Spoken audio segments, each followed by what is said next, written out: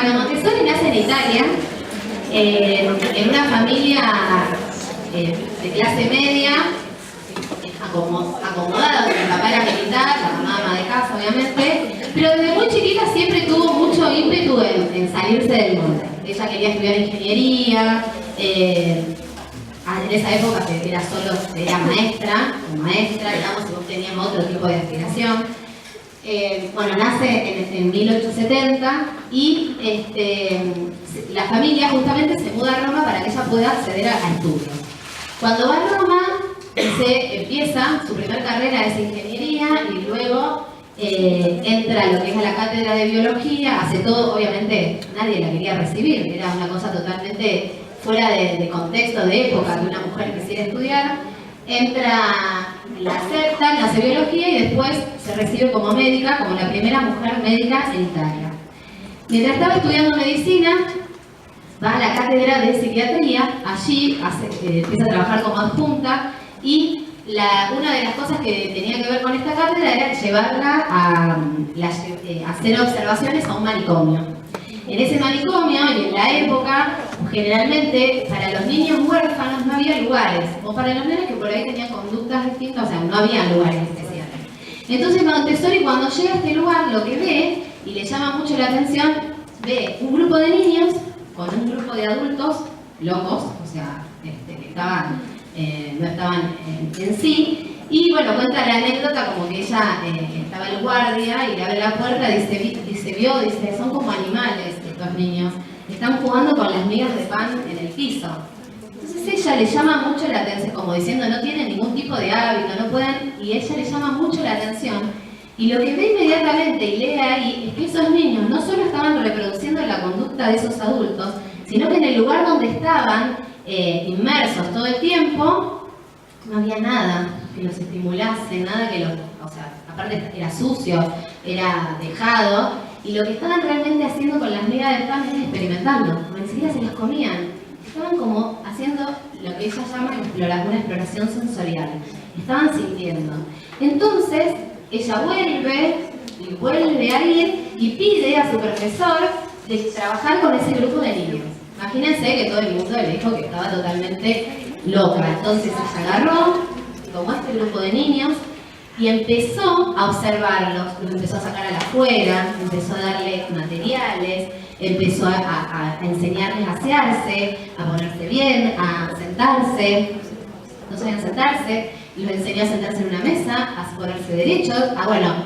Cuestión que el trabajo con estos niños de prácticamente 2 años hizo, que en esa época eran niños que llamaban los niños idiotas, hizo que estos niños rindan los exámenes para entrar a la escuela con mejores promedios que los niños de familias acomodadas o de familias que venían, digamos, sin ningún problema por haber estado internados en ningún lugar. ¿Qué nos da la pauta a esto y quiere dar la pauta a María Montessori? Que estos niños lo que estaban eran sedientos de experiencias, eran sedientos de que esa mente y que esa mano, ella habla mucho de trabajo de la mano, por eso todo lo que pasa en Montessori tiene que ver con la manipulación, porque dice que la mano es el instrumento de la mente. Cuanto más el niño mueve la mano, explora, toca, siente, más desarrolla su inteligencia y su mente.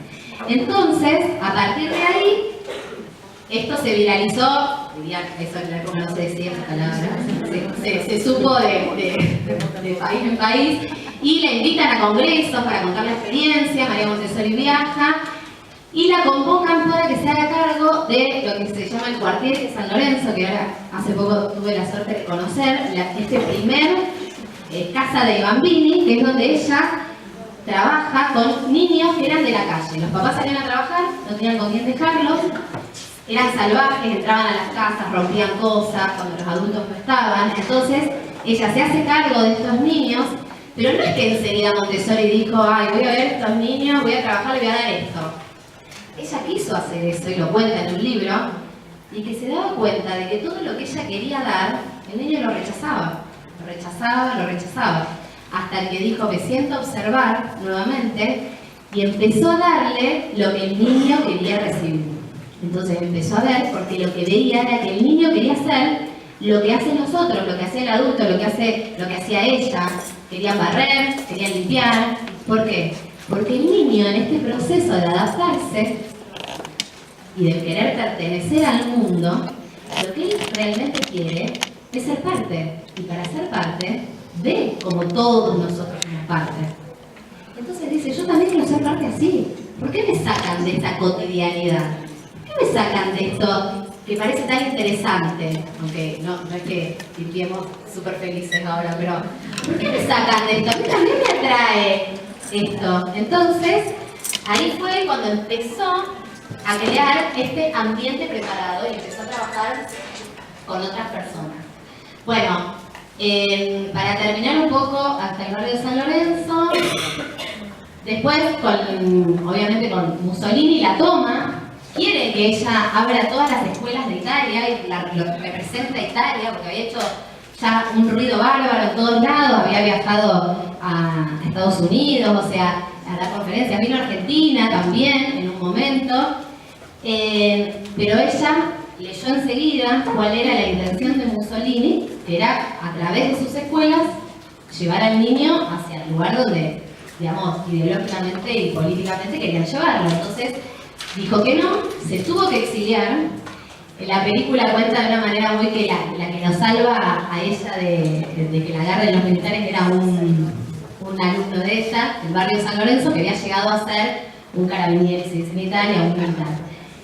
Y ahí se va, ella se exilia primero se va a España, después se va a Holanda, pasa un tiempo en la India, y es muy interesante la vida de Montessori, y a mí lo que más me fascina de ella es que hasta el último día, digamos, que vivió, ella siguió repensando su método, lo que llamaron método, que ella siempre dice, yo observé al niño, le di al niño lo que quería y a eso lo llamaron método, pero ella lo siguió repensando, porque al principio ella tenía una fuerte ideología, por ejemplo, católica, y después se dio cuenta de que cuando vivió en la India conoció otro tipo de religiones, conoció a Gandhi, estuvo con Gandhi, y ahí se dio cuenta que había otro tipo de espiritualidad también, otro tipo de acercarse a la espiritualidad. Y por eso es que hoy su método no se asocia solamente con lo católico, pero había en un momento era así.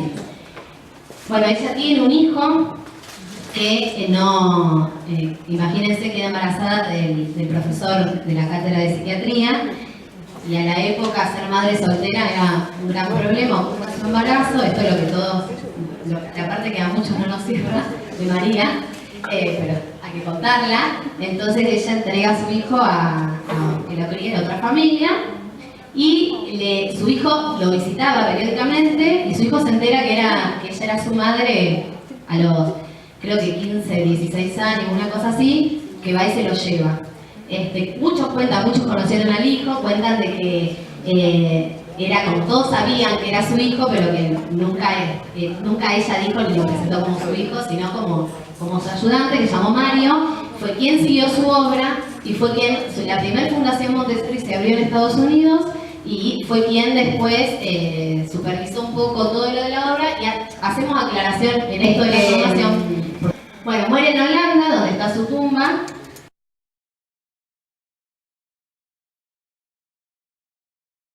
Mi idea es esta, que ustedes puedan entender, digamos, cuáles fueron sus investigaciones, ¿no? ¿Qué es esto de cómo ella crea esta pedagogía?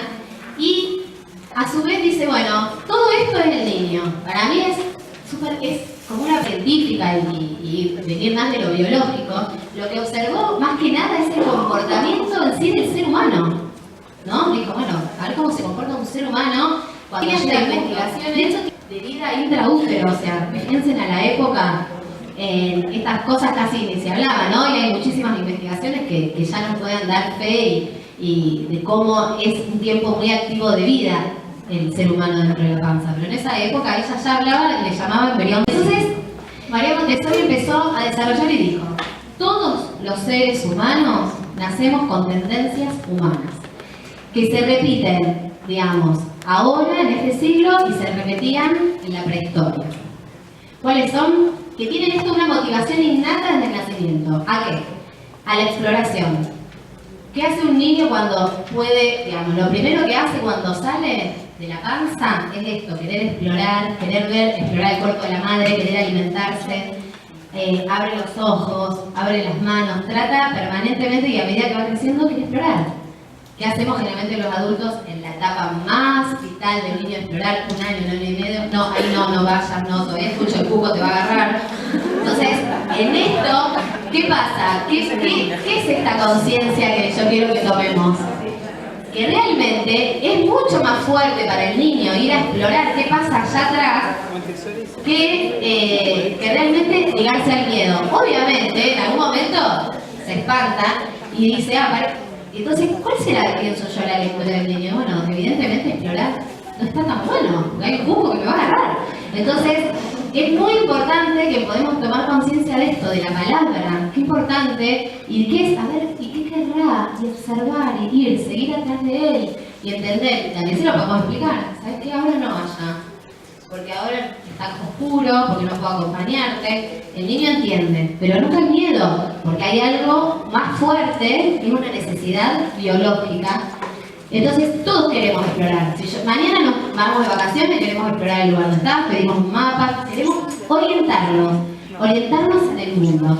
A mí me encanta Montessori porque yo cuando lo conocí, que siempre digo que hice de nuevo la primaria, o por lo menos todos esos conocimientos que tenía en mi cabeza, que no entendía muy bien para qué servían, y digo, mirá, sirve, este se conecta con este, ahora entiendo de dónde viene, cómo es la multiplicación, cómo es la división, cómo todo está interrelacionado. ¿Por qué? Para ella es vital esto. El niño llega a un mundo que se llama planeta Tierra, que está hecho de tierra y de agua.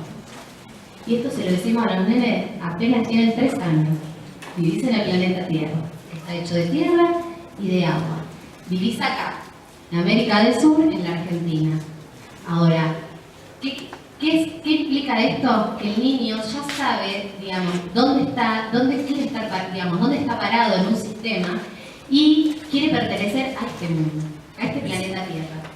Va a empezar a explorarlo muy de a poquito, pero él, cuando Montessori dice, les damos acá en lo que es la preparación de casa de niños, te doy las llaves del mundo, el vocabulario, la forma, los números, las letras, la palabra, la escritura, para que después vos salgas al mundo y puedas empezar a conquistarlo. Trabajo. Dice, todos nacemos con una tendencia natural al trabajo. Tómense el tiempo de observar, los más laboriosos son entre los 2 y 3 años.